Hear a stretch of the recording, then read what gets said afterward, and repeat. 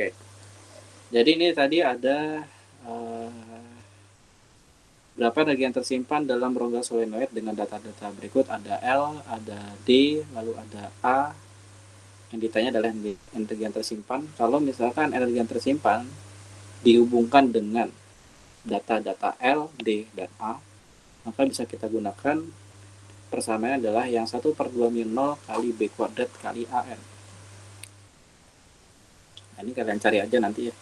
1/2 kali 4 Pi kali 10 pangkat minus 7 dikali B kuadratnya, oh ya B-nya belum kita tulis. B-nya 0,8 T ya. Atau 8 kali 10 pangkat minus 1 kan ya. 8 kali 10 pangkat minus 1 yang dikuadratkan dikali dengan A dan L-nya. A-nya adalah 3,14 kali 10 pangkat minus 4. Kemudian L-nya adalah 36 kali 10 pangkat minus 2.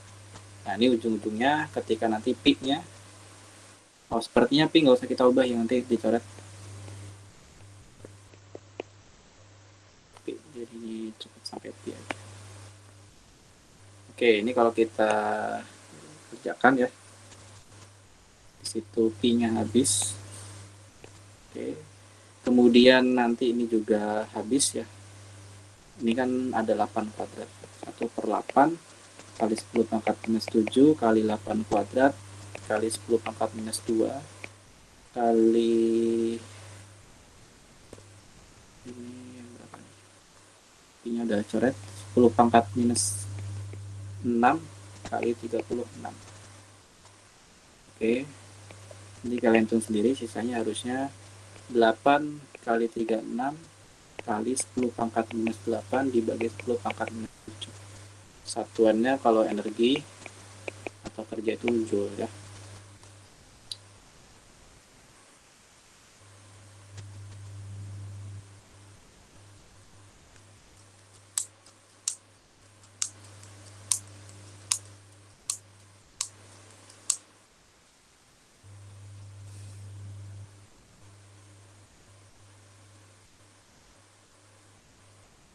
Oke.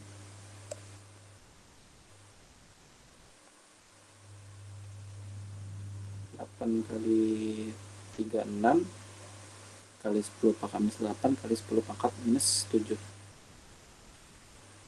Kira-kira berapa nih hasilnya?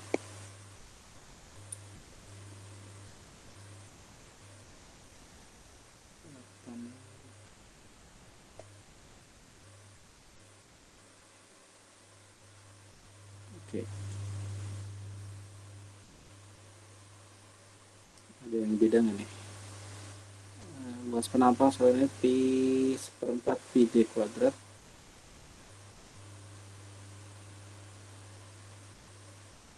Oke, sama aja. Volume rongga solenoid adalah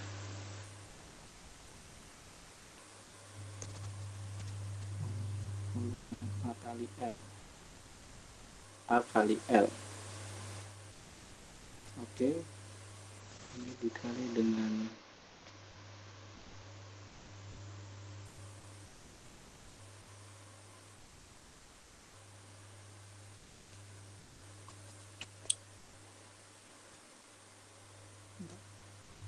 A-nya tadi sama ya. A-nya sama dikali dengan L. L-nya adalah 0,36, sama lah ya. Kemudian tadi kita dapati di sini A-nya ada Pi, lalu juga di bawahnya ada Pi.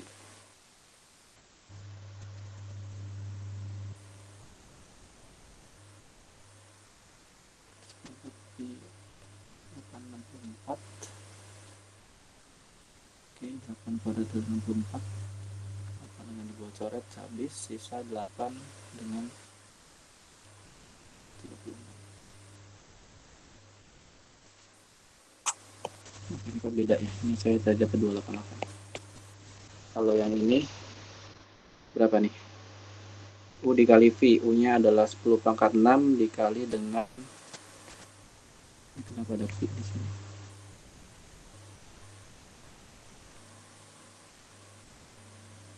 Coba cek dulu.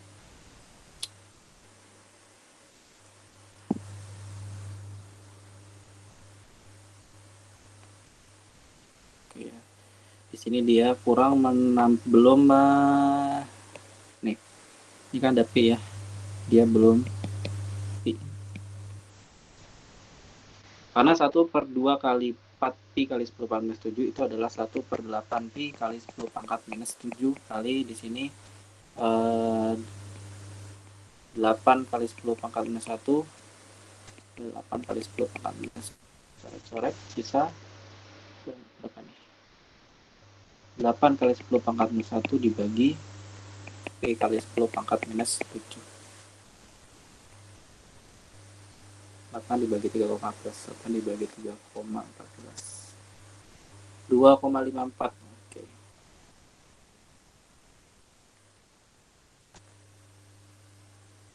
Ya. Jadi yang benernya adalah ini. Dia kurang nih.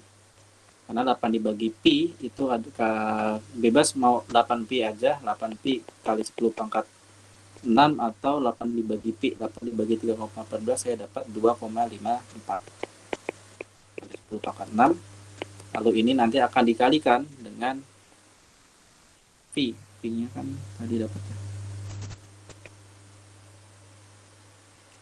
kali 1,13. Oke.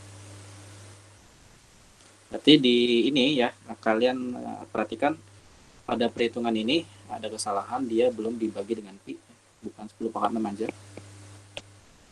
Karena ketika 2,54 kali 10 pangkat 6 dikali pi yang di atas dapat ya tadi 1,13 kali 10 pangkat minus 4, hasilnya mendekati 2,87, sedangkan yang ini tadi saya 288 ya. 288 kali 10 pangkat minus 1. Oke, ini. Atau 2,88. Mendekati ya. Ini yang benar ya. Jadi pada perhitungan ini di slide-nya belum ditambahkan atau dia menghilangkan 8 terpi. Sedangkan itu bernilai ya. 8 terpi. Jadi yang penting di sini adalah kalian bebas mau langsung seperti ini.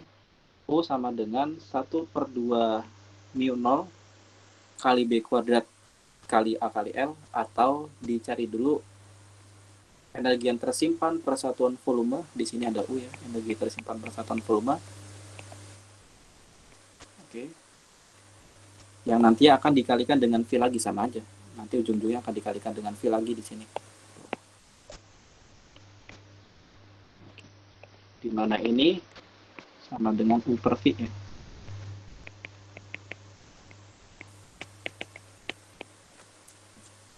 Jadi seperti itu. Ketika yang ditanya energi yang tersimpan, tapi yang ada datanya adalah dia panjang, kemudian diameter, dan juga medan magnet. Kalau sudah diketahui L dan juga arusnya, kalian gunakan yang setengah Li kuadrat. Kita lanjutkan ya setelah kita mempelajari energi yang tersimpan di sini.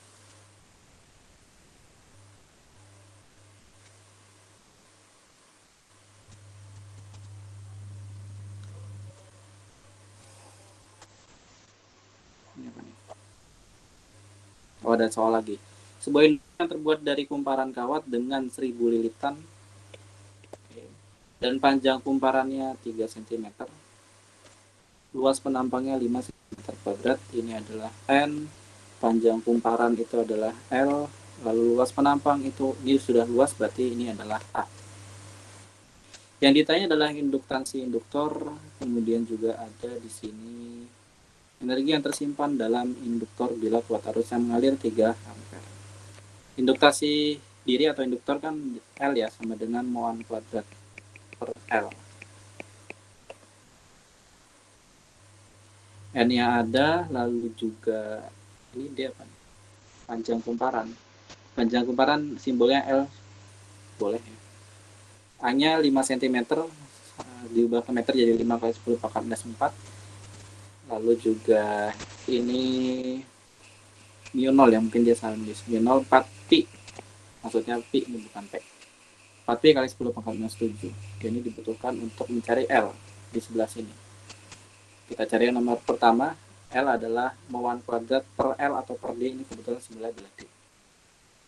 Kemudian Eh, kita masukin aja 4pi kali 10 pangkat minus 7 dikali 1000 kuadrat kali 5 kali 10 pangkat minus 4 dibagi dengan 0,03. 4pi kali 10 pangkat minus 7 dikali 1000 pangkat 2 dikali 5 kali 10 pangkat minus 4 dibagi 3 kali 10 pangkat minus 2. Hasilnya itu adalah 2,1 kali 10 pangkat minus 2 Henry. Itu L-nya ya. Induktansi kumparan kawat tersebut adalah induktansi diri atau induktornya 2,1 kali 10 pangkat minus 2 Henry. Lalu yang kedua dicari di sini energi yang tersimpan apabila kuat arus yang mengalir 3 ampere. Ya. Maka di sini kita gunakan L yang setengah L kuadrat ya, karena L-nya sudah ada dari dapat di atas, I-nya juga sudah ada. Jadi setengah kali 2 kali 10 pangkat minus 2 dikali 3 kuadrat. Hasilnya adalah 9,45 kali 10 pangkat minus 2. Coba. Bisa nggak tuh ya, ya energi yang tersimpan kita mencari dengan menggunakan 1/2 0 B kuadrat kali A kali L. Nah, kalau kita gunakan persamaan yang ini, jadi ada dua persamaan, kalian perhatikan aja mana yang lebih mudah digunakan. Kalau kita gunakan persamaan yang ini, tentu tidak ada data B-nya di sini ya, di soal. Kalian cari sampai kapanpun juga nggak akan ketemu data B-nya. Karena hanya ada N, ada L, dan juga ada A. Maka yang digunakan adalah setengah L kuadrat dengan catatan L-nya dicari dulu, atau induktansi dirinya dicari dulu. Oke. Kita lanjut ke transformator. Inti dari transformator adalah digunakan untuk menurunkan atau menaikkan tegangan ya. Jadi nanti akan ada, kalau secara sederhana, sini ada trafo. Misalkan ini ada 2 volt, kalian mau mengeluarkan atau menaikkan menjadi 4 volt. Nah, ini dibutuhkan yang namanya trafo atau transformator. Ya. Ini biasanya digunakan oleh orang PLN untuk membagikan listrik yang ditransmisikan atau dikirim ke pelanggan, karena di pelanggan kan kalau kalian cermati bahwa di pelanggan itu maksimum tegangannya 220 volt maksimum, tegangan peralatan elektronik itu 220 volt. Sedangkan dalam pengiriman listrik untuk mencegah yang namanya losses yang tinggi atau hanya tegangan yang dibuang secara cuma-cuma, itu kan biasanya dalam tegangan tinggi pengiriman, biasanya 150 kV. Nah, ini harus diubah dulu nih menjadi 220 menggunakan trafo. Ya. Trafo intinya adalah untuk merubah besar kecilnya tegangan. Nah, secara umum trafo memiliki dua kumparan. Kumparan primer berada di bagian input, biasanya identik primer dengan input ya, tempat tegangan listrik masuk ke dalam trafo. Lalu kumparan sekunder atau output yang nanti akan ditentukan apakah mau dibesarkan atau dikecilkan. Di dalam rongga kumparan primer dan kumparan sekunder diisi dengan teras besi atau kumparan besi sebagai jembatan perambatan medan magnet. Nah, ini ada kumparannya yang warna biru ya. Dengan adanya kumparan ini, maka sebagian besar medan yang dihasilkan berada di dalam petas. Jika berada di dalam teras, jika teras yang sama digunakan oleh kumparan sekunder, maka semua medan yang dihasilkan kumparan primer masuk ke dalam sekunder. Intinya nanti ini bakal ada medium ya, lilitan, ada bakal ada lempengan. Kemudian ini ada kumparan primer, jadi ini listrik masuk, lalu ini ada sekunder akan dikeluarkan. Apakah mau dibesarkan atau dikecilkan tergantung tujuannya. Ini ilustrasinya kalau misalkan nggak ada lempengan ya, atau teras besi nih istilahnya di modul ini. Kalau misalkan nggak ada teras besi, nanti dia akan tersebar gitu, karena nggak ada medium ya, jadi mediumnya itu udara. Kalau ada besi berarti nanti dia akan mengalir ke besi tersebut. Trafo itu digunakan pada listrik AC ya, hanya berlaku dalam listrik AC.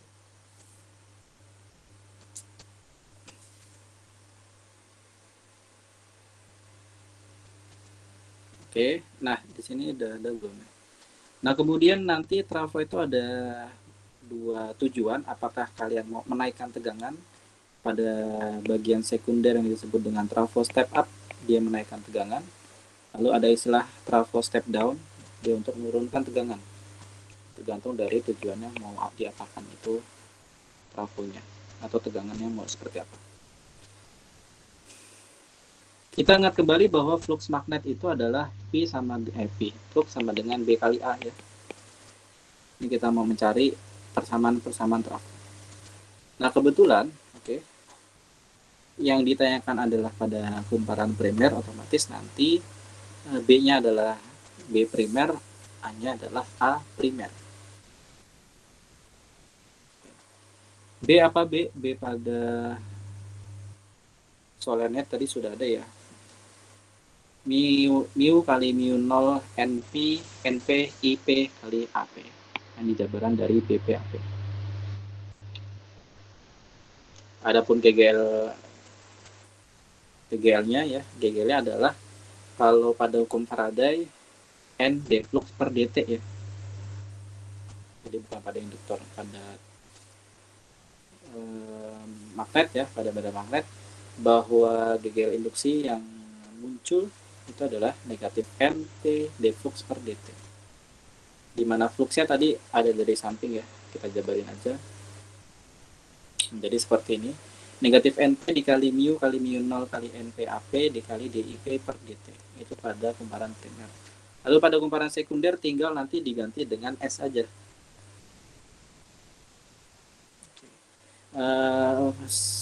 Besar flux sekunder adalah BS per AS. Kebetulan BS-nya sama dengan BP. Dan magnet yang bekerja pada siapa? Pada kumparan sama kebetulan.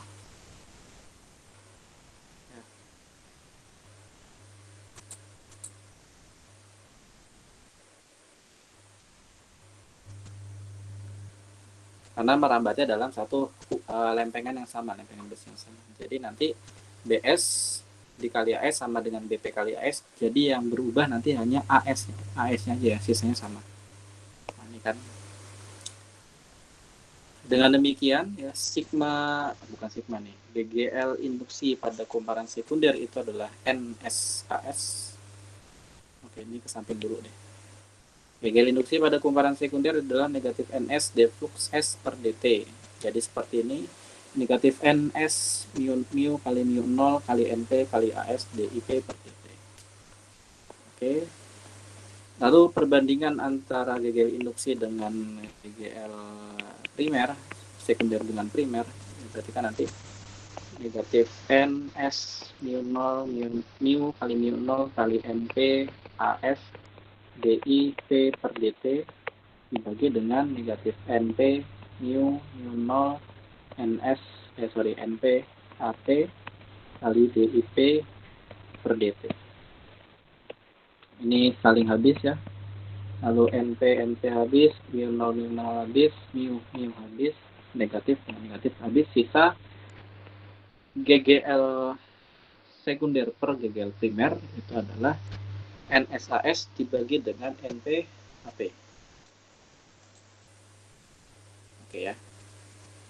Jika dianggap bahwa luas penampang kumparan primer dan sekunder sama, penampang kumparannya sama, maka sisanya adalah bahwa ternyata GGL yang timbul itu bisa digunakan perbandingan dengan lilitan. Jadi GGL itu kan satuannya volt. Nanti boleh juga diubah simbolnya menjadi V. Jadi ini otomatis boleh kita ubah juga Vs per Vp sama dengan Ns per Np. Kesimpulannya apa di sini? Kesimpulannya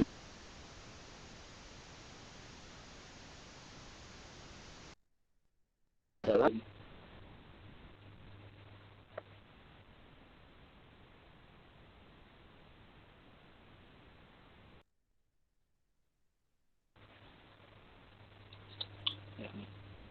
kesimpulannya adalah ini ya. Ketika tadi GGL itu boleh kita ganti dengan maka kita ubah VS per VP sama dengan NS per NP. Otomatis ini VS itu berbanding lurus dengan NS. Jadi ketika NS-nya besar atau lilitan sekundernya besar, maka tegangannya pun juga besar. Ketika nanti VS-nya kecil, ketika NS-nya kecil, nanti VS sekundernya juga kecil. Berbanding lurus dengan NP. Jadi kalau misalkan kita kembali ke gambar trafo tadi mana? Ya. Apabila NS-nya lilitannya besar, oke, maka nanti kan volt KG induksinya besar ya. Nah, jadi apabila kesimpulannya gini, kalau misalkan ini step up kan kita mau tegangan setelahnya besar, outputnya besar, otomatis yang sekunder harus lebih besar dari primer. Kalau mau di step down, maka nanti yang sekunder harus lebih kecil dari primer. Oke, lilitannya lebih sedikit. Jadi kita dapat persamaan yang ketiga, yaitu perbandingan antara VS V dengan lilitan ya. Nah ini kesimpulan nih. Tampak dari persamaan di samping, jika NS lebih besar dari NP, maka tegangan keluaran lebih besar. Disebut dengan step up. Kalau NS lebih kecil, keluarannya lebih kecil juga, ini disebut trafo step down. Lalu daya trafo, kalian perhatikan pada trafo itu harus dimasukkan pada kumparan primer. Benar ya, primer sebagai input. Hasilnya pada kumparan sekunder diperoleh arus. Karena adanya arus listrik menandakan adanya energi. Karena energi sendiri adalah energi itu daya dikali dengan waktu. Jadi selama waktu berjalan dan dayanya terus bergerak ya, maka nanti energinya semakin besar.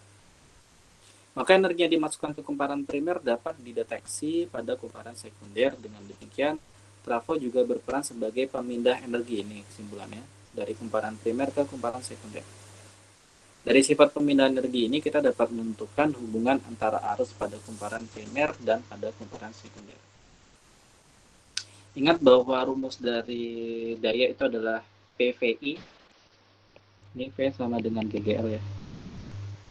Kalau pada daya primer berarti kan boleh VI atau IV sama aja. Arus primer dikali dengan GGL primer. Dengan daya primer yang masuk ke kumparan primer dan IP arus pada kumparan primer, daya pada kumparan sekunder juga sama, tinggal nanti diganti dengan S saja. Dengan PS, daya yang masuk ke kumparan sekunder, IS arus pada kumparan sekunder. Kebetulan tidak semua daya pada kumparan primer dapat dipindahkan ke kumparan sekunder, nanti identik dengan yang namanya efisiensi trafo. Hanya trafo ideal yang sanggup membedakan seluruh daya dari kumparan primer ke kumparan sekunder.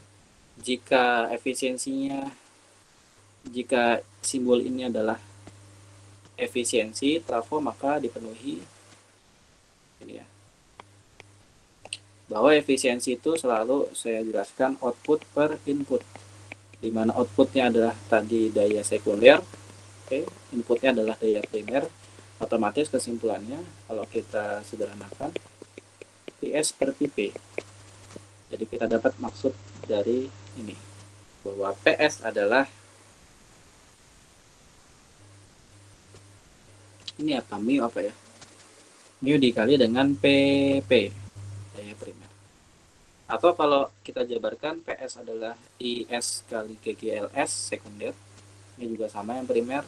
Lalu kita pindah GGLS-nya ke kanan, IS sama dengan ini efisiensi dikali VP per VS kali IP. Dengan masukkan persamaan 620 ke dalam persamaan 621, 620 mana?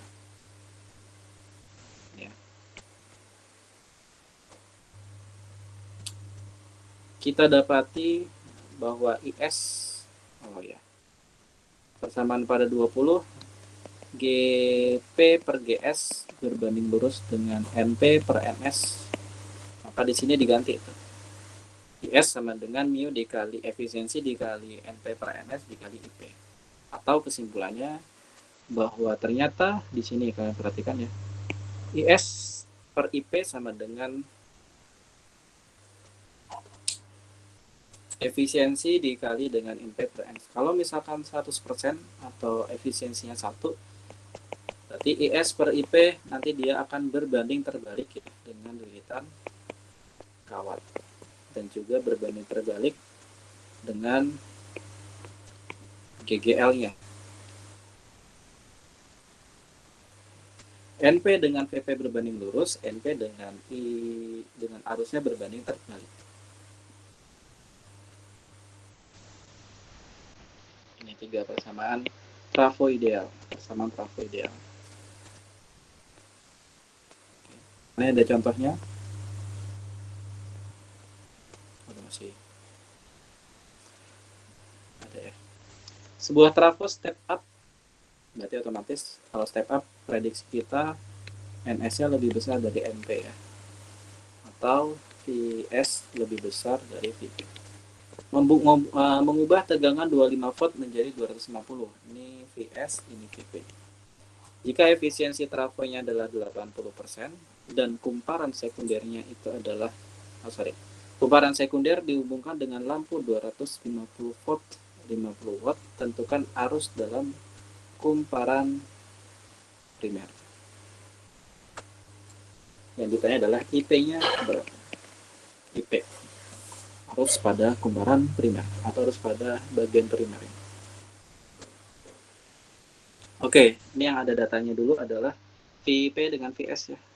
Sekarang VS mau digunakan seperti apa? Tadi kita dapati mana? VS kali GGLS atau VS, langsung aja, sama dengan efisiensi kali IP VP. Karena ini ditanya adalah IP, maka efisiensi dan VP pindah ke kiri ya. Jadi IS kali VS dibagi dengan efisiensi kali VP itu sama dengan IP. Ada datanya IS.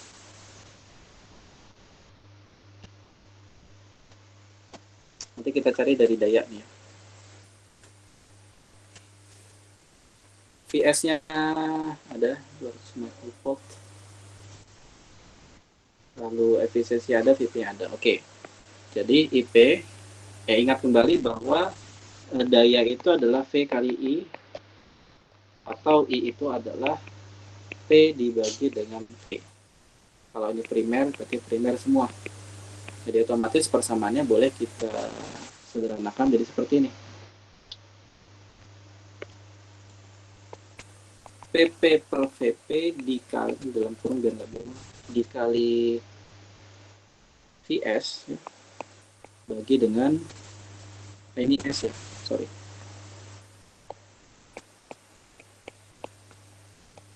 Jadi PS dibagi dengan VS dikali VS dibagi dengan efisiensi dikali dengan VP, nanti kita dapatin arus primer dia. Ya.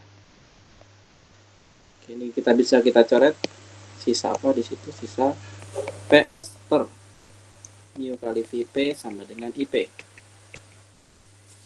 Oke, daya sekundernya 50 watt di situ ya, daya yang dihubungkan ke lampu. Oke.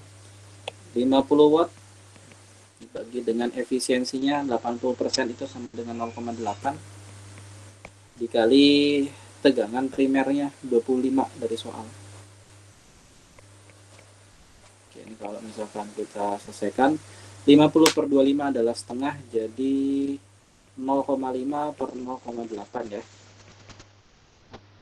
Oke, 0,5 per 0,8 adalah 5 per 8. 5 per 8 kira-kira berapa?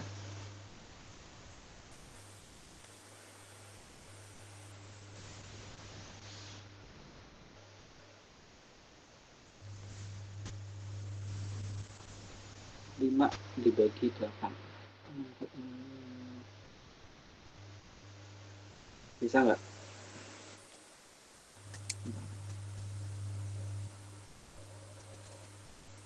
1 dibagi 6. Oh iya. Oke. Okay.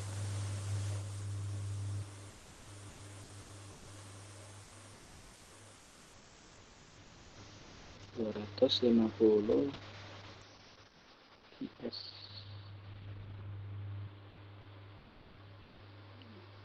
Oke. Arus sekunder yang dihasilkan sama dengan P kali I. Maka I-nya adalah dayanya 5 dibagi 250.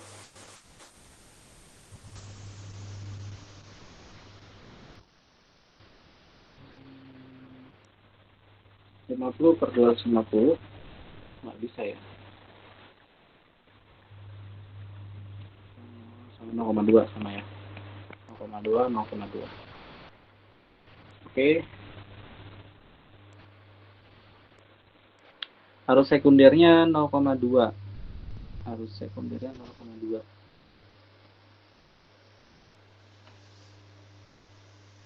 0,2 dikali berapa tuh, dikali 250 kali 250 50 sama. Ini ada yang salah nggak nih dari soalnya? Oke, sementara pengerjaan saya keep dulu. Kita coba yang apa yang ada tertulis ini ya. Oke, NP per NS, NS per NP. Oke, IP sama dengan 1. Oh, ini. Oke, IP 1 per efisiensi dikali NS per NP dikali IS.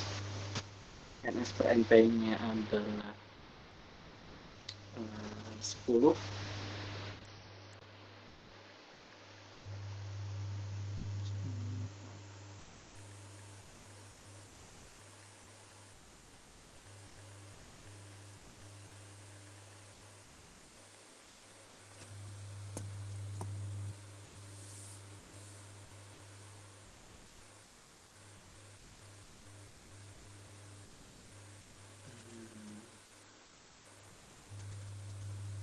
Perbandingan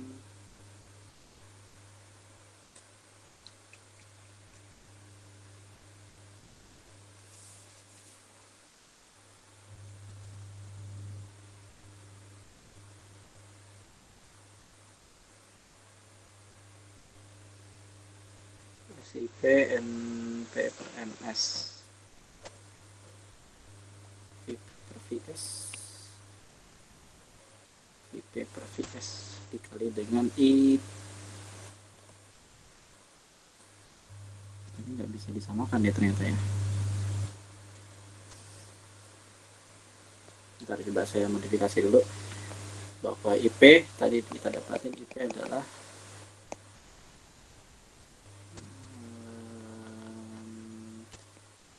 mu kali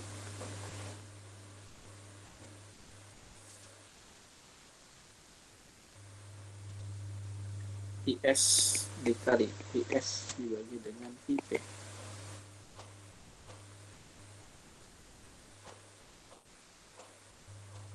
IS nya sendiri itu adalah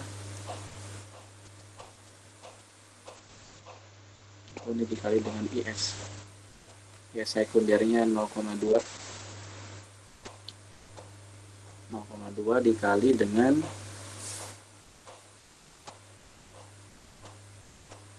VS per VP. Oh, di sini ada VS per VP, NS per NP. VS-nya adalah VS-nya 250, IP-nya 25 10.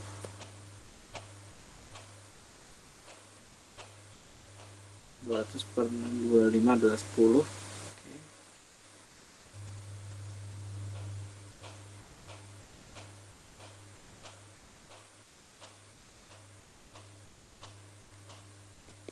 Maka ini 1 per 0,8 kali 10 kali I. I-nya kan tadi dapat ini, kita dapat I adalah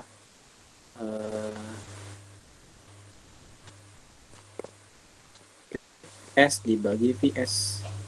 Jadi ini 1 per 0,8 kali 10 dikali dayanya adalah 250. 50 ya. Dari soal. VP-nya 20, VS-nya 250. Oke. Dapat di sini 50 per 250 adalah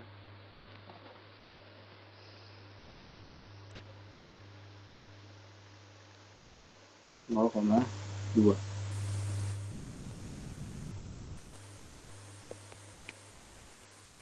Oke, 1 bagi 0,8 kali 10 kali 0,2. Oke, benar ya. Jadi jawabannya adalah 2,5 ampere.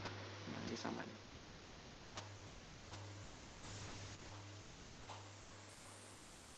Oke, VS per VP ya.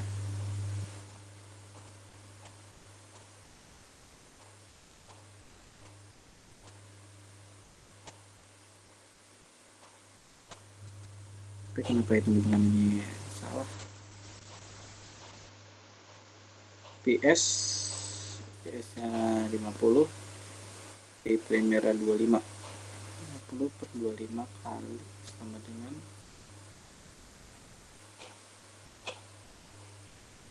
coret ya, coret.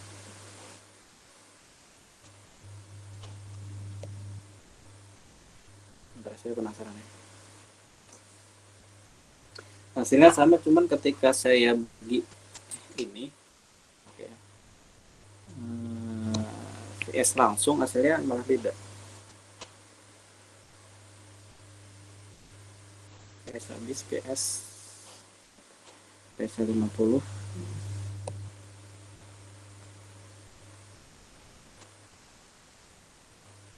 Oke.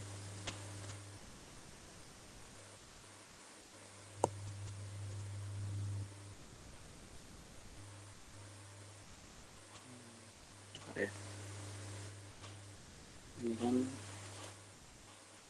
tadi awalnya kan IS ya. S. Terus ini jadi tadi 1 per efisiensi VS per VP dikali IS. Oke. Nah, di mana IS sendiri adalah PS per VS. Kan? IPS per VS. Nah, ini harus saya coret. Sisa PS per VP.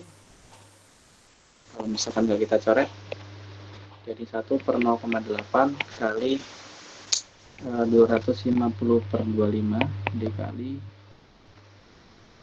IS. IS-nya dapat, PS-nya adalah sekundernya 250, dayanya 50 dari soal, dibagi dengan PS-nya 250.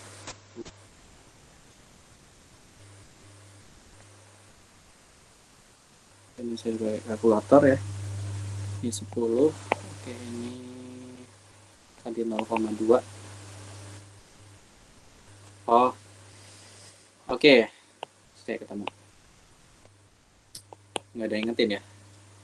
Bahwa 50 dibagi 25 itu bukan 0,5 tapi 2. Oke. Nah, tadi. Jadi gini.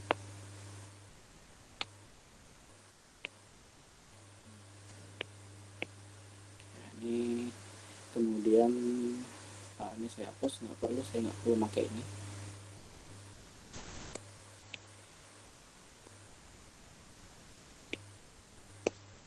Ya, saya ulangin. Ketika ditanya adalah di sini apa? Kumparan primer, berarti kan IP. Ya kan? Oke, kemudian ingat kembali bahwa daya itu adalah V kali I, atau kalau kita mau mencari I-nya adalah P dibagi V. Kalau S ya berarti semua diganti S, kalau P semua diganti P.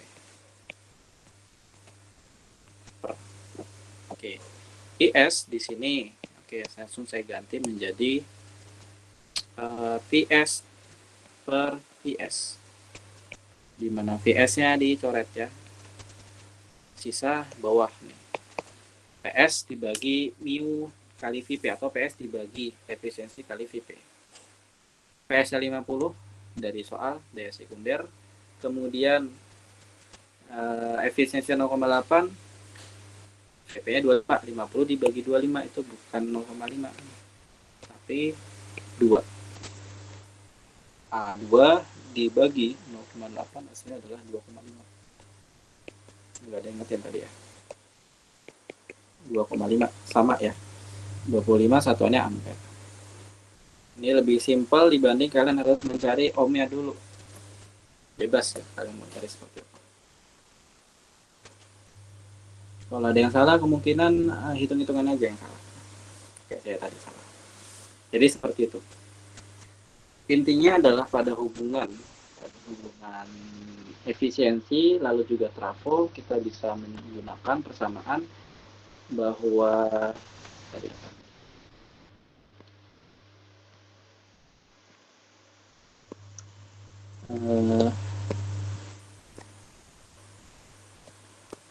efisiensi itu adalah P out dibagi P in.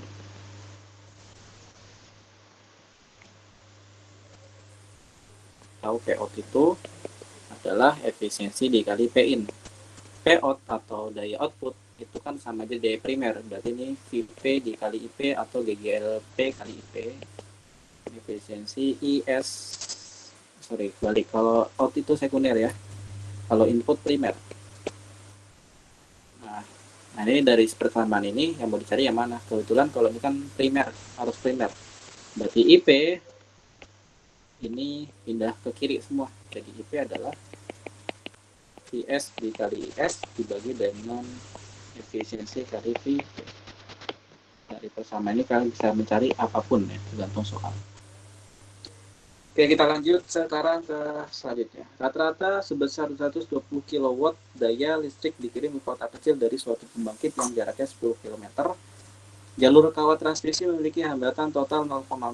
Hitunglah daya yang hilang jika transmisi dilakukan pada tegangan 240 dan 24.000. Jika transmisi pada tegangan 220 volt ditransmisi, maksudnya dilewatkan ya, maka arus yang mengalir pada kawat transmisi adalah, anggaplah jalur transmisinya 220 volt. Berarti di sini arus pada kawat transmisi itu 545 ampere.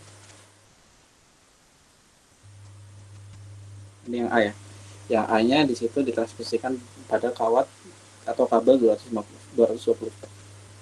Ada yang hilang pada kabel transmisi, berarti hitung aja. P hilang sama dengan I kuadrat dikali dengan R.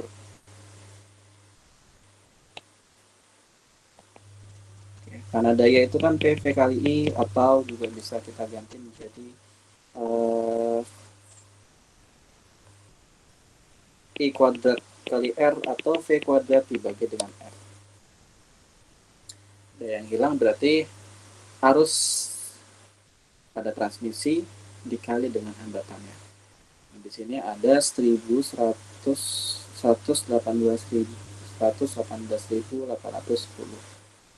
watt.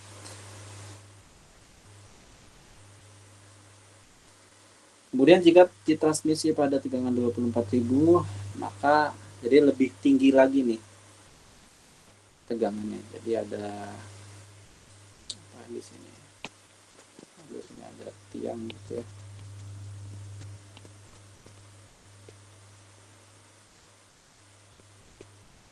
Oke. Yang pertama, ini pada kabel 220, yang kedua pada kabel 24.000. Nah, ketika kita cari I sama dengan 120.000 dibagi 24.005 ampere. Maka daya yang hilang atau losses ya, daya yang losses itu adalah E kuadrat kali R. 5 kuadrat kali 0,4. Ternyata hasilnya 10 watt. Kalian perhatikan ketika ditransmisi pada tegangan 220 justru dayanya pada hilang semua, sisa berapa? Jadi daya yang sisa berapa? 120.000 berarti kan dikurangi 118.000. Anggaplah 118.000 deh. Berarti si penerima cuma dapat berapa? 2.000 ya, 2.000 watt. Bandingkan yang ini, berarti daya yang diterima, daya terima 120.000 dikurangi 10. Anggaplah ini kasih dia 100. Berarti masih sisa 119.000 ya. Bedanya jauh banget. Maka kesimpulannya kenapa kok kalau kalian lihat saluran udara tegangan tinggi atau subtap itu voltnya sangat tinggi sekali 150 kV dengan alasan agar lossesnya daya yang hilang itu semakin kecil sehingga nanti daya yang diterima akan semakin besar atau semakin maksimal. Jadi yang dikirimkan 120.000, nah yang diterima oleh pelanggan berarti kan 119.990, 119.990 ya, makin maksimal. Ini kesimpulan dah kenapa yang digunakan adalah tegangan yang tinggi. Trafo ideal sebenarnya sudah tadi ya, trafo ideal ketika nanti persamaannya menjadi tanpa ada pengalih efisiensi ya.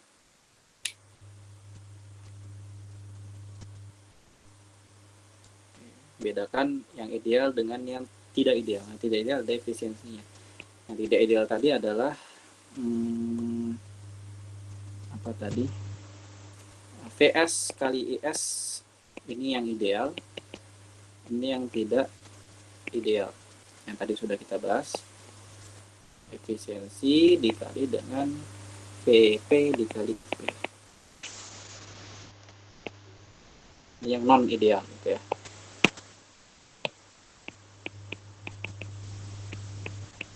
Yang ideal. Kalau yang ideal berarti kita tinggal gunakan perbandingan VP per VS sama dengan IS per IP sama dengan NP per NS. Kalau kalian perhatikan yang terbalik hanya arusnya, sisanya berbanding lurus ya. Kita lihat di sini sebuah trafo digunakan untuk menaikkan tegangan AC dari 12 volt menjadi 120. Ini adalah V primer, ini V sekunder. Hitunglah IP. Jika kuat arus sekundernya adalah 0,6. Hitunglah jumlah lilitan jika jumlah lilitan ini NS ya. Jika lilitan primer adalah 300. Ya udah simple aja. Yang pertama kalian mau cari apa? Arus dulu deh. Jadi kan VP per VS sama dengan IS per IP. Yang ditanya adalah arus primer. Di sini 12 per 120 sama dengan 0,6 per IP. Pindah ruas, jadi IP-nya sama dengan 0,6 dikali 120 per 12 atau 6 ampere ya.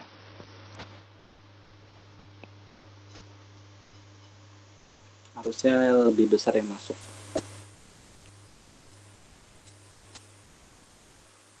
Jadi kesimpulannya kalau misalkan kalian mau ini kan dari 12 ke 120, kalau trafonya ideal maka arus yang dimasukkan harus besar. Jadi sebenarnya tergantung juga dengan lilitan sih.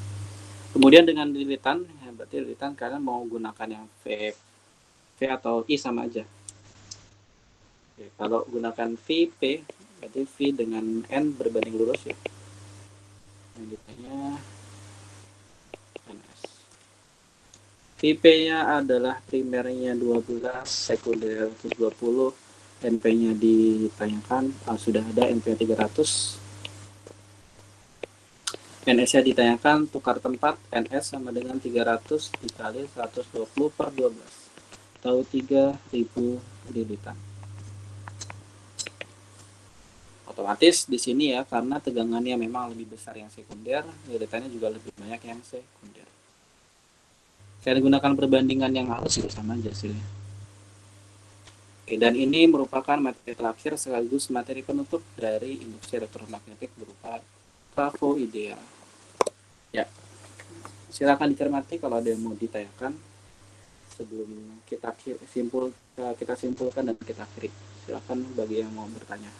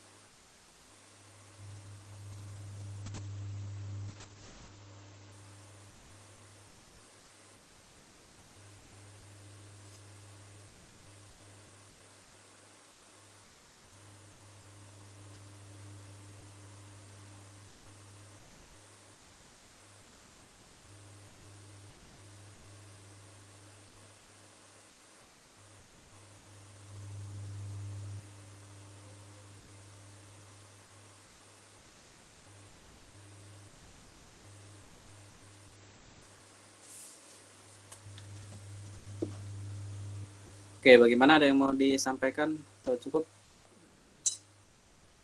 Cukup bilang cukup, nanya bilang nanya ya, jangan diem aja.